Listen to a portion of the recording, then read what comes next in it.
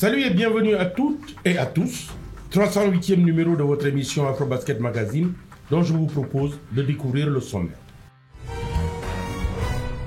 Nous allons d'abord vous faire le bilan de la saison 5 de la BAL, Basket Africa League, qui vient de prendre fin à Pretoria en Afrique du Sud.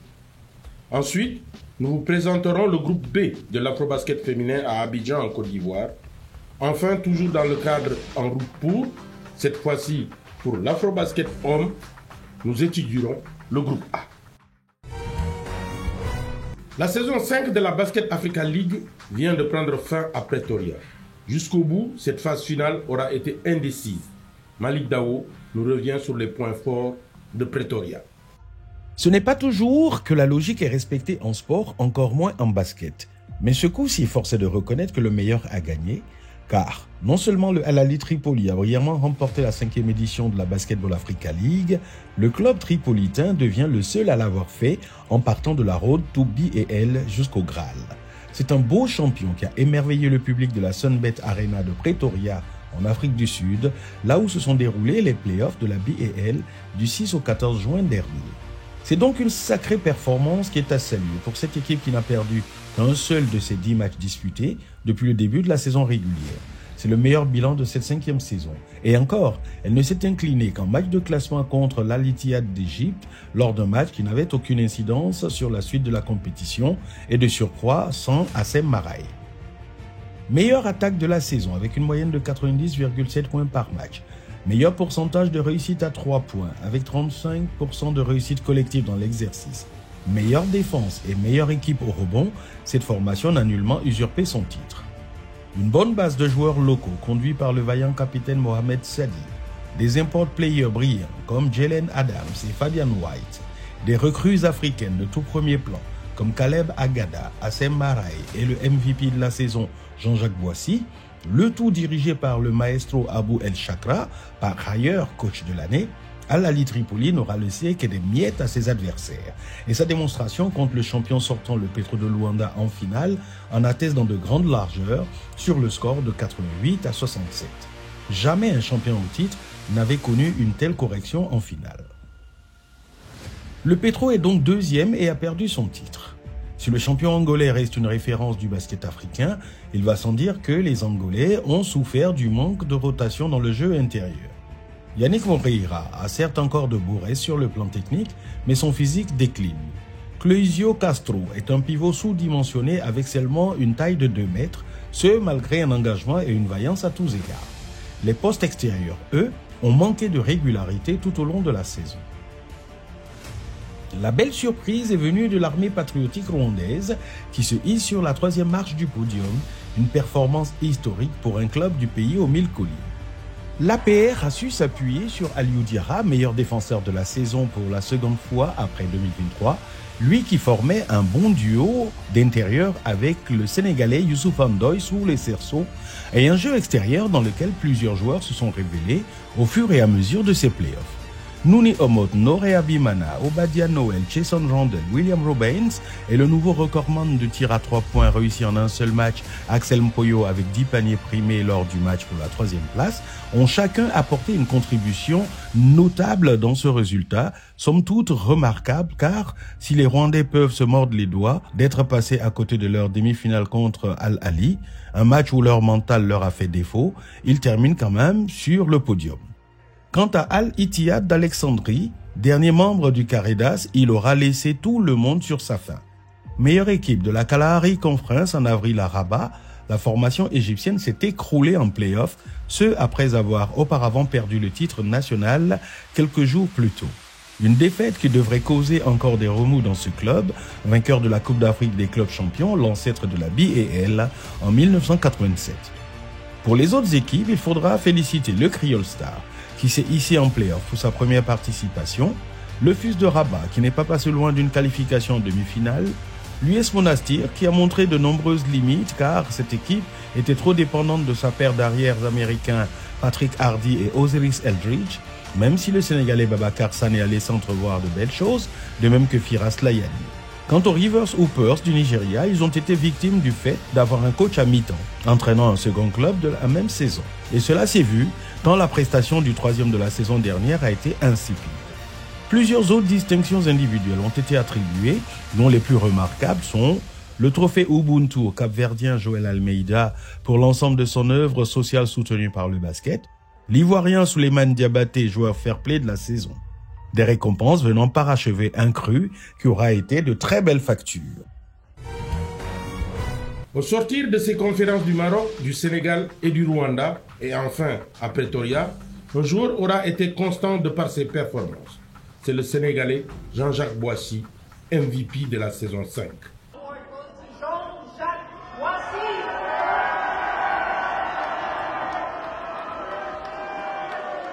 Ce que nous laissions présager au mois de mai à propos de l'international sénégalais Jean-Jacques Boissy s'est confirmé.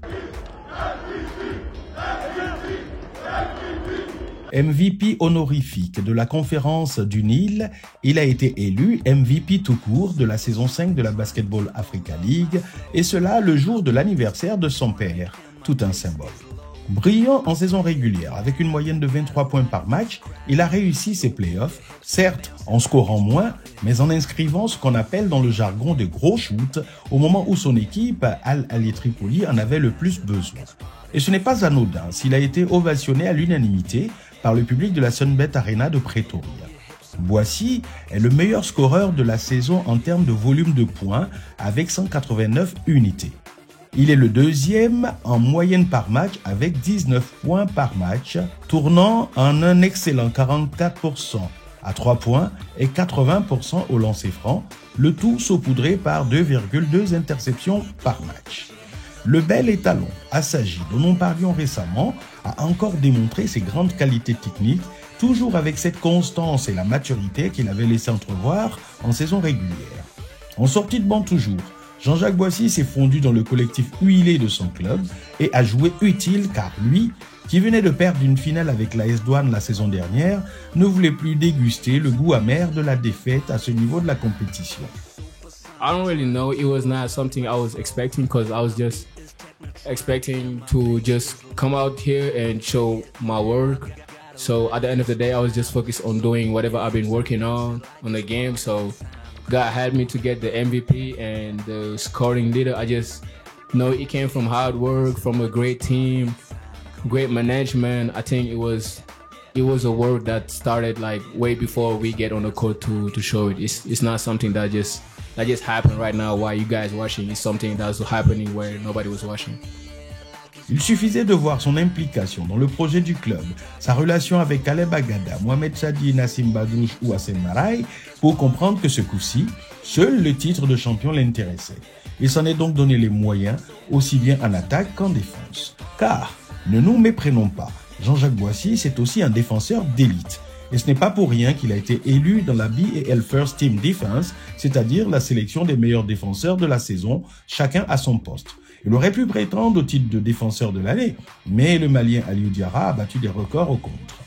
L'acceptation de son rôle dans une équipe dirigée par le coach Abou Chakra, qui avait un côté paternaliste rassurant pour le Sénégalais, lui a permis de montrer une autre dimension de sa personnalité. Champion de la BAL, MVP de la saison pour un joueur du banc, la performance de Jean-Jacques Boissy et sa saison sont en tout point de vue une réussite. Après vous avoir présenté le groupe A lors de notre dernière émission, c'est maintenant au tour du groupe B de vous être présenté pour cet Afrobasket féminin à Abidjan au mois de juillet. Joël Bognou.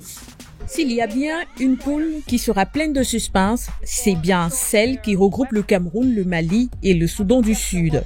Le Mali, malheureux finaliste de la FIBA Afrobasket Women 2021, est une équipe qu'on ne présente plus dans cette compétition. Les Aiglones ont un palmarès assez dense et riche. Depuis son sacre en 2007, l'équipe nationale féminine du Mali a quasiment gardé son rang sur le podium. Elle a dégringolé entre 2013 et 2015 en regagnant la 5e place au classement. En 2023, le Mali est écarté aux portes de la finale par le Sénégal sur le score de 75-63. Le pays a terminé 3e après sa victoire face au Rwanda, le pays organisateur, 89-51. L'équipe nationale du Mali est constituée de certaines joueuses dont le talent a dépassé les frontières du continent africain. Après son passage en WNBA, Sika Kone est restée égale à elle-même Djeneba Ndiaye, Mariam Koulibaly et Maïmouna Aïdara seront aussi des réels atouts du Mali pendant cet Afrobasket 2025. Le Cameroun revient peu à peu sous les feux des projecteurs. Médaillées de bronze en 2021, les Lions indomptables version New Look veulent montrer de quoi elles sont capables. Après un passage à vide en 2023 au Rwanda, elles viennent avec des objectifs bien clairs. Les basketteuses camerounaises rêvent de jouer une seconde finale de la FIBA Afrobasket Women. Pour y parvenir, il ne faudrait pas reproduire les mêmes erreurs. La capitaine Hermine Gecko, vainqueur de la Coupe de France 2025 avec Rouen Métropole Basket, trouvera les mots justes pour galvaniser ses joueuses. Monique Akwa Makani, auteure d'une belle saison en France avec Charnay, a posé ses valises en WNBA. L'arrière camerounaise évolue avec le Phoenix Mercury et a d'ailleurs disputé son premier match de pré-saison avec la franchise. Le Soudan du Sud fera son baptême de feu à la FIBA Afrobasket Women 2025. Les Brad Starlets ont obtenu une wildcard pour pouvoir être qualifiés pour le championnat d'Afrique de basketball. Le Soudan du Sud a terminé 3e des éliminatoires de la zone 5 de FIBA Afrique en vue de l'Afrobasket féminin 2025. Lors de ses qualifications au Caire, le Soudan du Sud a battu le Kenya à 2 reprises et a dévancé le Burundi, mais les défaites contre l'Ouganda et l'Égypte, pays hôte, l'ont relégué à la 3e place du tournoi. Nous entamons aussi la présentation des groupes pour l'Afrobasket Homme d'Angola en août prochain. Et nous commençons par le groupe A, Antoine Bell. L'Afrobasket 2025 se déroulera du 12 au 24 août à Luanda et Namib en Angola. Après tirage, voici la configuration des groupes lors de cette fête du basketball africain. Le groupe A est constitué de la Côte d'Ivoire, de la RDC, du Cap-Vert et du Rwanda. Les éléphants de Côte d'Ivoire, vice-champions d'Afrique en 2021, sont parmi les favoris du groupe. Classés 2e au classement FIBA Afrique, ils disposent d'une équipe expérimentée et bien rodée. Leur objectif est clair, remporter le groupe et viser le titre continental.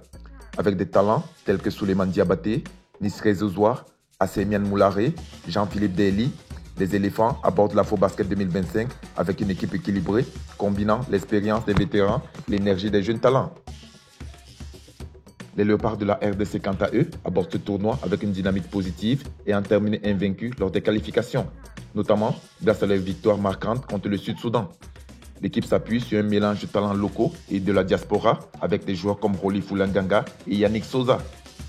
La RDC vise une qualification historique pour les quarts de finale avec le retour de Jordan Sako, Christian Loutete et Maxi Chamba qui a apporté son expérience et sa vision de jeu lors des dernières fenêtres de qualification. Les requins bleus du Cap-Vert continuent leur progression sur la scène africaine. Classés 7e en Afrique, ils ont montré leur capacité à rivaliser avec les meilleures équipes du continent. Leur cohésion et leur discipline tactique pourraient leur permettre de créer la surprise. Ils mettront sûrement à contribution Walter Tavares du Real Madrid, Ivan et Joel Almeida de Creole Star et l'arrière Fidel Mendoza pour cette campagne angolaise. Pour ce qui est du Rwanda, cette nation, souvent sous-estimée dans le basketball africain, a démontré une solide organisation et une montée en puissance ces dernières années. Bien que considéré comme outsider, il pourrait jouer les troubles faits dans ce groupe très compétitif. Voilà, Afrobasket Magazine, c'est fini. Restez fidèles à la suite de nos programmes.